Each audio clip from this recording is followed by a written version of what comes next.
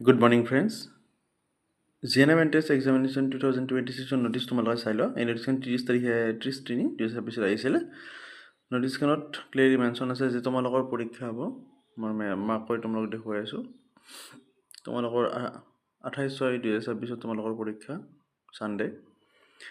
Application start হৈছে তোমালোকৰ 10/4/2026 to 30/5/2026 মে'ৰ 30 তাৰিখলৈ তোমালোকৰ সময় আছে। তোমালোকৰ অফিচিয়েল নোটিছখন তোমালোকে চাই লোৱা। ইয়াত ইলিজিবিলিটি ক্ৰাইটেৰিয়া তোমালোকে চাই লোৱা। তোমালোকৰ কুৱেশ্যন আহিব English, mathematics, general science 10th standard। আৰু the total mark of examination shall be 100 mark, 100 question। আৰু 1 মাৰ্ককৈ থাকিব এটা কুৱেশ্যনত। 50 মাৰ্ক ইংলিছত, মেথমেটিক্সত 25, জেনেৰেল ছায়েন্সত 25। তাৰপিছত তোমালোকৰ নেগেটিভ মাৰ্কিং নাথাকে। There shall be no' negative marking on the wrong answer. তাৰপিছত আৰু কি the question will be English and Assamese language, দুয়োটা লেংগুৱেজ উপলব্ধ থাকিব তোমালোকৰ। আৰু তোমালোকে চাই লোৱা এডমিশ্যনৰ ইলিজিবিলিটি ক্ৰাইটেৰিয়াটো চাই তোমালোকে পৰীক্ষাটো বুজি পালা বাৰু।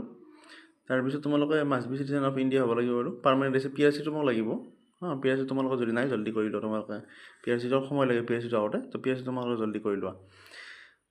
মিনিমাম এজ অফ এডমিশ্যন 17 বছৰ হ'ব লাগিব মিনিমাম। আৰু তোমালোকৰ হাই ষ্টেণ্ডাৰ্ড ইংলিছ মাষ্ট বি থাকিব লাগিব, 40% কোৱালিফাই কৰিব লাগিব তোমালোকে। তাৰপিছত আৰু কি বুলি কৈছে এইটো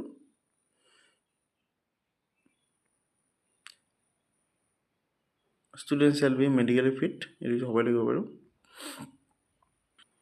এইখিনি আছিল তোমালোকৰ ইলিজিবিলিটি ক্ৰাইটেৰিয়া। তোমালোকে চাই ল'বা নিজে, মই এখন তোমালোকক দি দিম। তোমালোকে PDF টো নিজে চাই ল'বা। আৰু ইয়াৰ ওপৰত মই লং ভিডিঅ' বনাই দিম। এইটো তোমালোকক মই শ্বৰ্ট হিচাপে জনাই দিলোঁ। মই ইয়াৰ ওপৰত লং ভিডিঅ' আহি আছে বাৰু।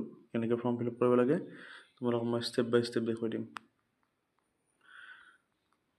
তোমালোকে হেৰি কৰিব নালাগে। এইটো ভিডিঅ'ৰ পিছত তোমালোকে ইয়াৰ লং ভিডিঅ' পাই যাবা। Thank U.